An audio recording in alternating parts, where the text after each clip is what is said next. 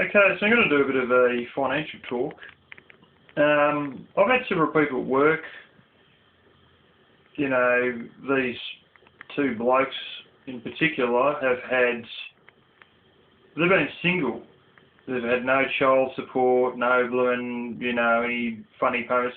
They've basically been working, you know, 4 weeks, and each of them have told me that they don't have enough money basically to, you know, just for week-to-week living. They've got nothing really left at the end of the week. And, you know, how do I do so well with money? And these blokes are, you know, bachelors and that. And both of the ones I'm talking about are in their late 50s. And you would think by that stage they'd be sort of reasonably sorted out. But one of them even said to me, he thinks he's going to have to work until he dies, because he's renting and you know, he's just sort of got nothing left at the end of the week pretty much. And you sort of sit there thinking, that to me was saddening. I just thought, you can't spend your every day until you've had it in this place. You got to have a go and have your retirement. Like, you just got to live your retirement. You know, you got to, all these years that are set aside that you know, as you know, your golden years as they call them. And it's pretty simple really, how I live within my means. And that is, I reduce my overhead costs. Like, I make a real point of not getting pay TV, not getting this, not getting that, not getting magazines, not getting all these fan angles. And I cut out this instant gratification mentality by a mind trick that I used for about 2 years, and now it's more or less stuck solid for the last few years. I don't even need to use it anymore. But for the first 2 years, I used to tell myself I was almost had it for cash. You know, I was really tight, and I could only buy what I wanted to.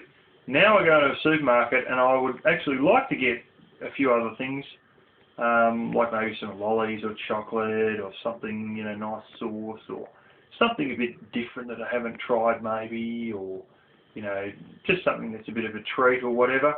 And I usually end up 8 times out of 10 only coming out with what I went in there to get initially, even though I sort of, you know, tell myself get something nice sort of thing. I don't. But a lot of people, they always get themselves a lot of nice stuff.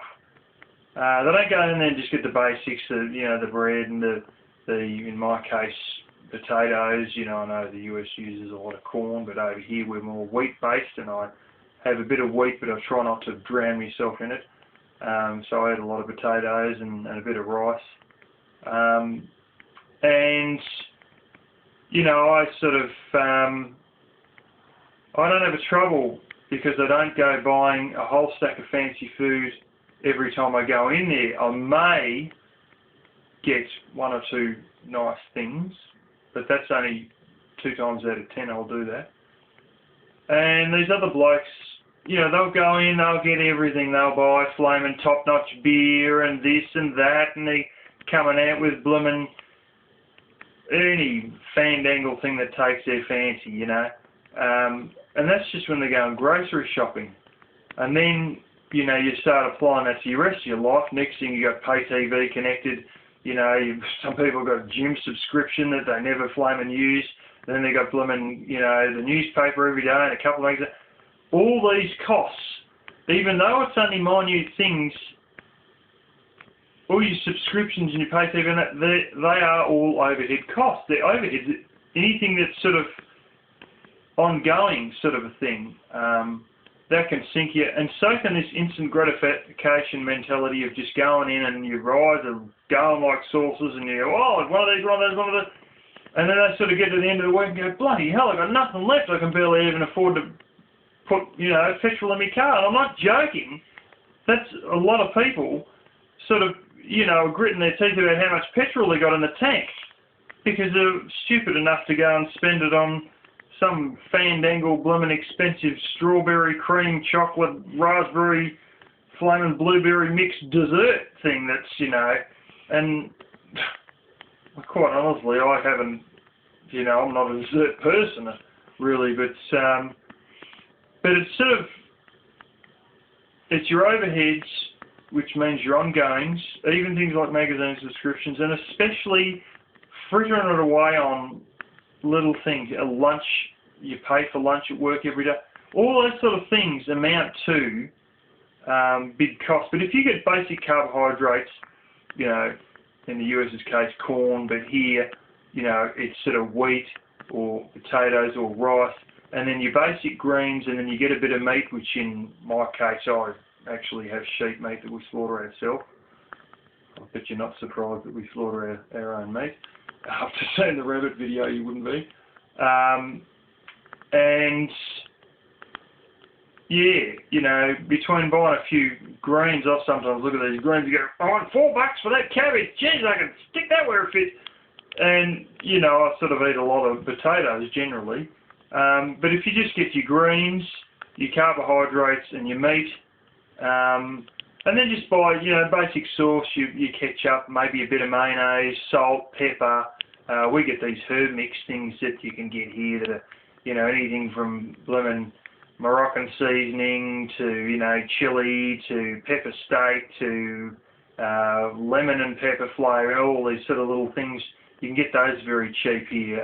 There's one manufacturer, Master Foods, who makes it, and then the supermarkets also have their own copy, which is even cheaper again.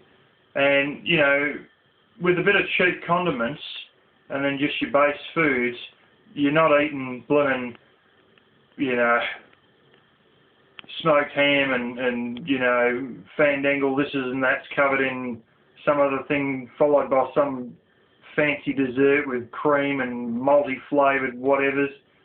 You know, that'll keep your costs down as well. But it's surprising how much you can just blow literally on fancy food.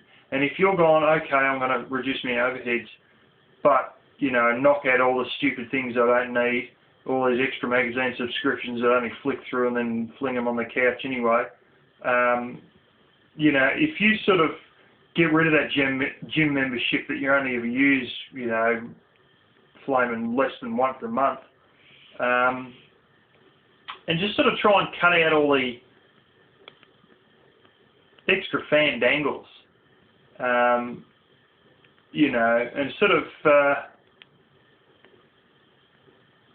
you know, hobbies don't have to be very expensive.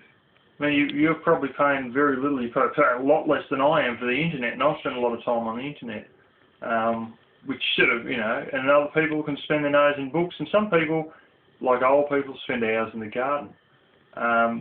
But, you know, you don't have to sort of settle for something really boring if you want to cut down costs on a hobby. And your hobby may be learning about off-grid or trying to go off-grid, in which case there's plenty on the internet about it. And the way, you know, internet prices are, you can have a lot of fun on the internet for very little cost. But yeah, you know, if you knock out the instant gratification mentality and just think, I just got to get what I get, and that's all, and you may need to actually hide the money for yourself or put it in some box that's really hard to open and literally jam it in there so you can't get it, or sort of, you know, stash it someplace you don't like going, like right up in the back of the cupboard or something like, or just sort of quite simply leave it in the bank account or shove it in a savings account or something like that. Quite frankly, the way America's going, if you want a place to stash your money so you don't convert it back quickly, go buy yourself a bit of silver or even those little tiny, you know, bits of gold or something like that. It would be a terribly stupid idea. Or go blunder at stockpiling a great heap of something you will use, you know, food or something like that, so you're almost sort of, if any real bad scenarios happen, you got all that to fall back on. I'm not saying be a prepper, but I'm just saying find a way to basically stash the money so you don't fritter it on junk, or blow the money on something that you will definitely use and is worth its cost to buy, like canned food or something like that, or go, convert to silver or gold, or